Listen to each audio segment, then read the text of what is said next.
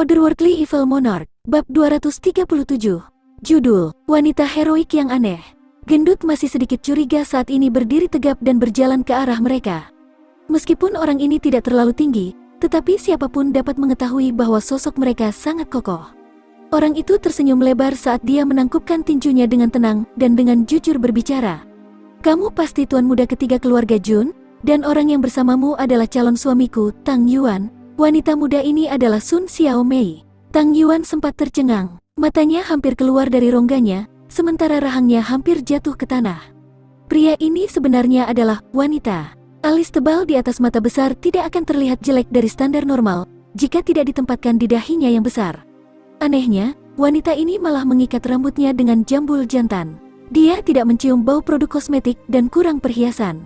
Dia berdiri menangkupkan kedua tangannya dalam postur yang tampak stabil seperti genangan air. Bahkan suaranya memekakkan telinga dan bergema. Seperti ahli yang hebat, pantatnya benar-benar tidak kecil. Dia tipe yang benar-benar gemuk. Kakekmu telah mengatakan yang sebenarnya. Kalian berdua benar-benar pasangan yang sempurna. Pasangan yang alami. Tuan muda Jun tidak tahu harus berkata apa. Oleh karena itu, tidak ada pilihan lain. Dia hanya mencegah dirinya dari tertawa terbahak-bahak dan dengan canggung menangkupkan tangannya. Dia kemudian memberi selamat pada gendut dengan suara rendah. Oh hei, Tang Yuan tampak seperti tersambar petir. Matanya yang kecil sekarang sebesar kerbau. Mulutnya yang besar terentang hingga ke akar telinganya, sementara air liur keputusasaan sudah mulai menetes darinya. Tiba-tiba sebuah suara mulai keluar dari tenggorokannya. Ha, ha, ha. Seperti seseorang sedang mencekik ayam. Kemudian, matanya berputar ke atas seolah-olah dia telah gantung diri dari pilar batu giok. Tapi ekspresinya segera berubah menjadi pusing. Sepertinya pilar giok itu menolak untuk menahan berat badannya. Dan dia akhirnya membenturkan kepalanya ke tanah dengan ledakan. Tang Yuan banyak berfantasi tentang tunangannya, Sun Xiaomei, cucu dari keluarga Sun. Dia selalu berpikir bahwa dia akan menjadi kandidat terbaik untuk peran tunangannya. Namun, perbedaan antara fantasi kekasih mimpinya dan kenyataan jauh lebih dari yang bisa ditanggung oleh Tang Yuan yang menyedihkan. Kejutan ini seperti pukulan kejam yang akan membuat seseorang muntah, kehilangan kesadaran, dan akhirnya jatuh ke tanah. Rupanya, wanita muda ini telah membuat takut tunanganku yang terhormat. Cucu keluarga Sun mengejek dirinya sendiri. Meskipun ada sedikit kesedihan di matanya, dia berhasil menyembunyikannya dengan cepat. Kemudian, dia berkata dengan lugas setelah menilai Tang Yuan. Calon suamiku cukup gemuk, dia perlu menurunkan berat badan. Menangkupkan tinjunya di tangannya, dia memberi isyarat dengan mengulurkannya ke depan sambil melanjutkan. Tuan muda ketiga Jun, silakan duduk. Tuan muda Jun telah menemukan kebenaran jauh sebelum gendut Tang. Namun, kesan pertamanya tentang Sun Xiaomei tidak terlalu bagus. Penting untuk dicatat bahwa gendut, meskipun tidak dapat ditoleransi, masih merupakan pewaris keluarga penting kota. Dengan demikian, moralitas dan perilaku istrinya tidak boleh seperti Sun Xiaomei. Itu bukan untuk meremehkan gagasan wanita, tetapi wanita dianggap sebagai pengikut pria dalam pengaturan era ini. Kebanyakan pria akan menganggap penampilannya yang tidak sedap dipandang sebagai cacat. Namun, setiap kekurangannya akan gagal di hadapan sikapnya yang luar biasa berani. Jun Mo Xie mulai membentuk opini yang baik tentang Sun Xiaomei meskipun dia baru saja bertemu dengannya. Sebuah fakta yang terbukti dari bayangan kekaguman yang tulus di matanya. Baginya, tidak ada yang perlu diributkan tentang wanita ini, selain tinggi dan perawakannya. Singkatnya, dia bisa digambarkan sebagai seorang wanita yang cocok untuk pria. Hanya dengan satu atau dua kata, orang dapat merasakan bahwa temperamen dan efisiensinya dalam menangani hal-hal melebihi kebanyakan pria. Dia pasti akan menjadi pria dengan kepribadian heroik jika dia tidak terlahir sebagai wanita. Jika gendut memutuskan pertunangannya hanya karena penampilannya, itu sama saja dengan kehilangan kesempatan. Namun, cacat dalam penampilan fisiknya telah menentukan hidupnya sebelumnya untuk tragedi. Lagi pula, mayoritas pria menilai wanita dari penampilan mereka sendiri. Keanggunan batin seorang wanita saja tidak akan terlalu penting bagi sebagian besar pria. Meskipun tidak menyenangkan untuk didengar, tetapi kenyataannya adalah Jun Mo Xie hanya mengaguminya karena dia tidak terkait dengan semua masalah ini. Jika Menteri Sun mengatakan kepadanya, "Aku akan memberikan tangan putriku kepadamu jika kamu benar-benar menganggapnya tinggi. Apakah kamu akan merawatnya dengan baik?"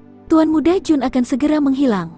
Dia akan melarikan diri dari kota seumur hidup, tidak pernah melihat kembali cucu keluarga Sun lagi, apalagi mengenali permata seseorang ini.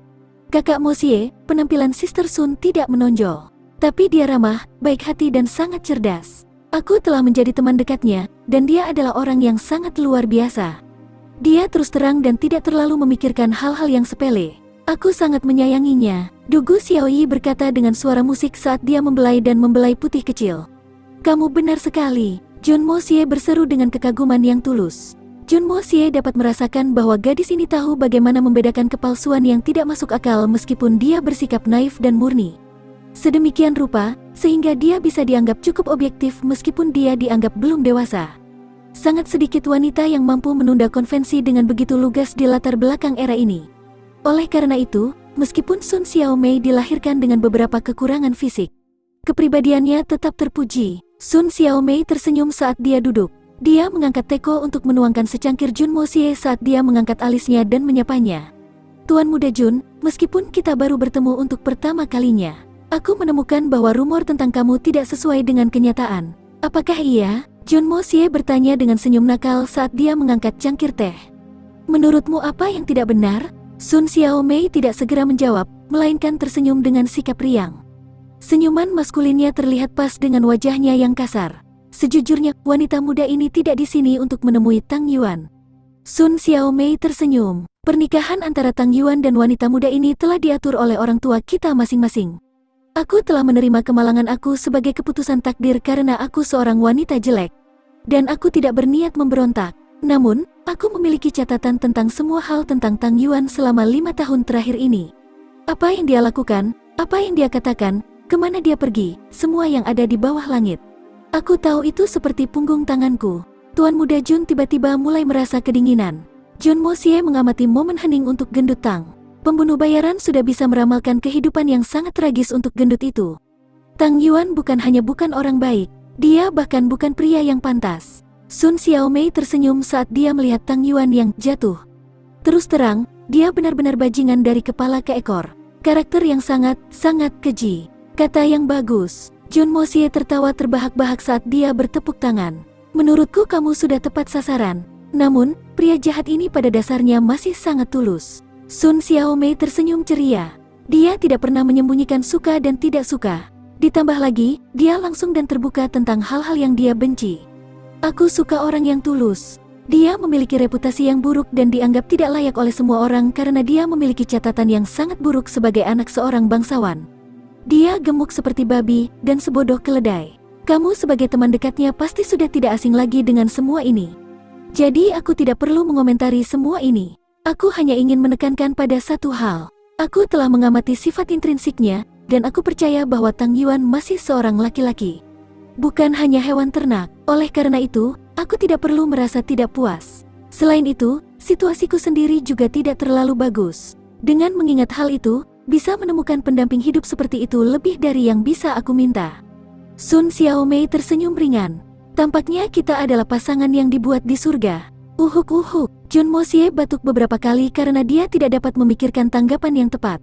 Dia belum pernah bertemu wanita seperti itu sejak dia tiba di dunia ini.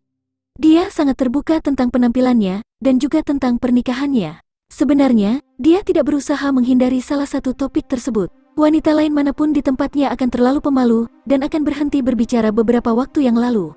Sun Xiaomei, bagaimanapun, telah benar-benar mengoceh tanpa henti. Ini sendiri sudah cukup untuk menggambarkannya sebagai wanita heroik. Tuan Muda Ketiga Jun, kamu tidak perlu batuk, kamu memahami masalah duniawi. Jadi pertimbangkan ini, selain aku, siapa di dunia ini yang bisa mentolerir Tang Yuan? Sun Xiaomei tersenyum. Dia sangat berat. Kali ini, Jun Mo Xie sangat terkejut. Matanya terbuka selebar mulutnya saat dia tanpa berkata-kata menatapnya. Wanita muda ini benar-benar seekor harimau betina. Siapa lagi yang berani berbicara seperti ini? Dugu Xiaoyi meredam tawanya dengan tangannya, tapi bahunya yang halus masih bergoyang tanpa henti. Dia sadar akan temperamen teman dekatnya. Oleh karena itu, dia secara alami dapat memahami bahwa temannya itu pemalu. Aku sudah lama mengetahui reputasi Tuan Muda Ketiga. Aku telah menebak bahwa kamu akan membantu Tang Yuan dengan mencegah timbulnya keadaan yang memalukan. Terutama yang mungkin melibatkan nama keluarga Tang dan Sun. Dan untuk itu, wanita muda ini mengucapkan terima kasih. Sun Xiaomei diberkati untuk bertemu langsung denganmu hari ini. Sun Xiaomei menunduk saat dia menuangkan lebih banyak teh. Dia kemudian melanjutkan tanpa tergesa-gesa. Kamu bijak dan berpandangan jauh ke depan. Oleh karena itu, kamu mungkin sudah mengetahui bahwa wanita muda ini ada di sini karena dua alasan. Pertama, aku harus melihat sendiri betapa gemuknya tunanganku. Dan yang kedua, yang merupakan prioritas aku, untuk melihat apakah rumor tentang diri kamu yang istimewa itu benar. Dengan asumsi aku telah memahami Gendut Tang dengan benar. Aku telah menduga bahwa dia akan menarik kamu. Dan dia melakukan itu. Mengapa kamu ingin melihatku? Jun Moxie bertanya dengan nada bingung. Apa yang kamu lakukan? Kamu mengatur kencan buta kamu dengan Gendut hanya untuk melihat aku. Ini sangat aneh. Tapi aku ragu dia akan mencoba membunuhku karena insiden perjudian istri. Selain berterima kasih, aku harus melihat sesuatu untuk diriku sendiri. Aku memiliki dua teman dekat, dan mereka sangat dekat dengan aku sehingga mereka seperti adik perempuanku. Sun Xiaomei menatap Dugu Xiaoyi dengan penuh arti sambil melanjutkan. Salah satu dari mereka menyesalkanmu. Kebenciannya padamu begitu tinggi sehingga tidak bisa diunggulkan. Sementara yang lain memiliki perasaan yang kuat untuk kamu, dan berakar padamu dengan penuh semangat. Ketika dia berbicara tentang kamu, rasanya hidupnya menjadi tidak layak untuk hidup tanpa keberadaanmu. Aku datang ke sini karena penasaran. Aku ingin melihat pesona seperti apa yang dipancarkan oleh De Bauchi, nomor 1 di kota ini. Karena kamu membangkitkan reaksi yang kuat, namun berlawanan dari kedua saudara perempuanku. Dugu Xiaoyi memutar pinggangnya dan bersandar ke satu sisi saat mendengar ini. Wajahnya di sisi lain, memerah saat dia memprotes. Sister Xiaomei. Otherworldly Evil Monarch, Bab 238. Judul, Iron Winged Panther yang menyusahkan. Jun Moxie tertawa terbahak-bahak dan menyilangkan kaki. Dia bergoyang sejenak dan berkata, bolehkah aku tahu siapa di antara saudara perempuan kamu yang begitu dekat denganku? Haha, aku adalah salah satu individu yang paling dibenci di kota Tianxiang. Nyatanya, aku takut 8 dari 10 orang akan setuju dengan pernyataan ini. Tapi seseorang menjadi sangat terikat denganku. Ini adalah pertama kalinya aku mendengar sesuatu seperti ini. Aku cukup tertarik untuk mengetahui orang-orang dengan penglihatan yang begitu tajam. Dugu Xiaoyi dengan gugup menatap Sun Xiaomei setelah mendengar ini. Matanya tampak seperti berdoa untuk kesunyian temannya. Aku berbicara tentang seseorang yang dulu jauh di balik cakrawala. Sun Xiaomei tersenyum misterius saat dia mengabaikan pandangan Dugu Xiaoyi. Tapi telah muncul tepat di depan hidungmu sekarang. Tuan Muda Jun, kamu bahkan telah bertukar tanda kasih sayang dengannya. Namun kamu bingung, bertukar tanda kasih sayang? Jun Moxie sangat terkejut. Kemudian, dia langsung teringat ketika Dugu Xiaoyi memberinya liontin giok. Mungkinkah itu? Ya Tuhan, Tuan Muda Jun berbalik dengan tajam untuk melihat Dugu Xiaoyi yang pemalu dan pemalu. Kepala kecilnya menghadap ke bawah dan ditarik ke kerahnya. Sepertinya dia tidak akan mengangkatnya lagi. Apapun yang terjadi, Jun Moxie menghela nafas dalam-dalam. Keraguan apa yang tersisa setelah memperhitungkan semua ini? Dia tidak menyangka bahwa gadis kecil yang konyol ini akan mencoba mendekati pernikahan dengan cara yang begitu meragukan. Pikiran tentang hal ini membuatnya sedikit tertekan. Namun, dia juga merasa sedikit bangga pada dirinya sendiri karena alasan yang tidak diketahui. Jun Moxie yang asli dianggap sebagai sampah dan diganggu oleh semua orang. Oleh karena itu, wajar saja jika tidak ada yang membentuk kesan yang baik tentangnya. Di sisi lain, Hitman baru saja tiba di dunia ini beberapa waktu yang lalu. Namun, dia sudah membuat wanita cantik jatuh cinta padanya. Faktanya, benih kasih sayang telah mengakar begitu dalam sehingga dia sudah mencoba untuk mengatur pernikahan mereka. Dia secara alami tidak bisa membantu tetapi merasa sedikit bangga pada dirinya sendiri. Dugu Xiaoyi mulai menjadi semakin malu. Sedemikian rupa sehingga pikirannya menjadi sedikit kabur. Saudari Sun begitu terus terang dan keras tentang ini. Aku hampir bisa mati karena malu. Sun Xiaomei memperhatikan setiap perubahan halus dalam ekspresi Jun Moxie. Akhirnya dia berbicara. Sekarang aku mengerti, adik perempuanku, yang membenci dan membenci kamu sampai ke tulangnya, masuk akal dalam melakukan hal itu karena pendapatnya tentang kamu dapat dibenarkan.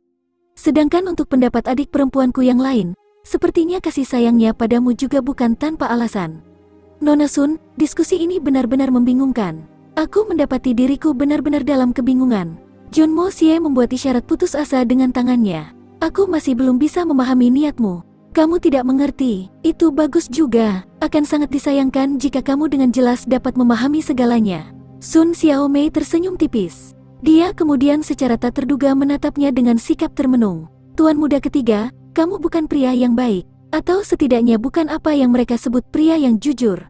Sebenarnya, aku masih penasaran ingin tahu berapa banyak orang yang sebenarnya kamu anggap penting. Hitman sangat ketakutan. Dia tiba-tiba mengangkat kepalanya dan bertanya dengan nada serius. Apa yang kamu katakan? Apakah dia meremehkan wanita ini? Arogansi, hinaan bagi semua yang di bawah surga. Keunggulan karakter ini dapat dengan jelas dilihat dari matamu. Mungkin mata kamu tampak tenteram dan tenang bagi kebanyakan orang. Sedemikian rupa sehingga kamu bisa dianggap berkepala dingin dan damai. Namun, mereka terus-menerus mengungkapkan kesombongan kamu dalam kenyataan. Faktanya, upaya kamu untuk menyembunyikannya tidak berguna di depan seseorang yang mengerti ini. Sun Xiaomei tersenyum lembut. Sekarang aku akan memberitahumu ini. Sebagai hadiah biasa untuk pertemuan pertama kita, oke? Ini akan menjadi pertanda baik untuk mengendalikan kesombongan kamu dan bertindak secara damai. Tidak peduli berapa banyak uang yang kamu miliki, atau seberapa sombongnya kamu. Bagaimanapun, sekarang bukan saatnya bagi kamu untuk menjadi begitu hubristik. Dia tersenyum manis setelah mengatakan ini. Dia kemudian berdiri dan menghampiri Dugu Xiaoyi, dan mulai membelai rambut indahnya saat dia dengan hangat menyapanya. Adik, caramu memandang sesuatu itu baik, tapi sayang sekali. Saudari Sun, wajah Dugu Xiaoyi tidak bisa menahan bayangan malu-malu itu saat dia bertanya dengan cemas. Sayang sekali kau masih sangat muda. Sun Xiaomei menjawab sambil tersenyum. Hatinya ingin mengatakan lebih banyak, tetapi dia tetap menahan kata-kata itu. Pria seperti itu tidak dapat dijinakkan oleh wanita manapun. Kamu akan merasakan banyak kepahitan untuk ini di masa depan, adik kecil. Wanita ini sangat sulit untuk dihadapi. Hati Jun Moxie menggigil kedinginan. Dia bisa merasakan bahkan perubahan terkecil, hampir seolah-olah dia memiliki indera keenam. Kalau tidak, dia tidak akan pernah bisa mengenali kebanggaan yang aku sembunyikan.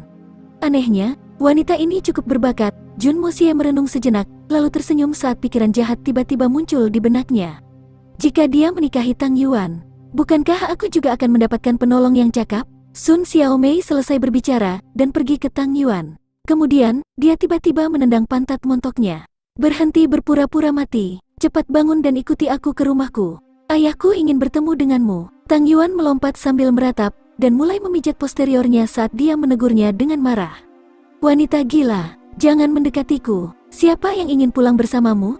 Terserah. Tinggalkan aku sendiri. Wajah Sun Xiaomei kosong saat dia tiba-tiba mengulurkan tangan dan dengan erat meraih telinga Tang Yuan yang besar dan berdaging. Kemudian, dia dengan paksa menyeretnya dan membawanya keluar. Kutukan awal Tang Yuan kemudian berubah menjadi permohonan belas kasihan. Permohonannya terus terdengar di dalam restoran sampai mereka pergi begitu jauh sehingga dia tidak bisa didengar lagi. Saat ini, satu-satunya yang tersisa di aula adalah Hitman, Jun Moxie, yang sibuk merenung, dan Dugu Xiaoyi, yang masih duduk pusing dan berwajah merah. Rasa malu Dugu Xiaoyi terlihat jelas di wajahnya. Dia selalu menganggap wanita itu cukup pintar. Sulit baginya untuk memahami mengapa kakak perempuannya akan mengkhianatinya seperti ini karena Sun Xiaomei jelas tahu tentang perasaannya terhadap pria itu. Berbicara tentang itu dengan terus terang di depan Jun Moxie seperti meninggalkanku mati karena malu. Dugu Xiaoyi menjadi sangat sadar diri setelah menemukan dirinya sendiri dengan Jun Moxie. Sehingga dia ingin berdiri dan melarikan diri. Namun, dia tidak ingin pergi saat ini karena dia akhirnya bisa bertemu dengannya setelah menghadapi banyak kesulitan. Selain itu, sulit baginya untuk memperkirakan kesempatan lain untuk bertemu dengannya karena keluarganya menentang masalah ini. Dia hanya duduk di sana, cemberut seperti orang bodoh. Aku bahkan tidak tahu apa yang dia pikirkan. Dia bahkan tidak mengatakan apa-apa. Sayang sekali gadis kecil ini menjadi hal terakhir di pikiran Tuan Muda Jun. Saat ini, itu terus bergema dengan pernyataan terakhir Sun Xiaomei. Ini akan menjadi pertanda baik untuk mengendalikan kesombongan kamu dan bertindak secara damai.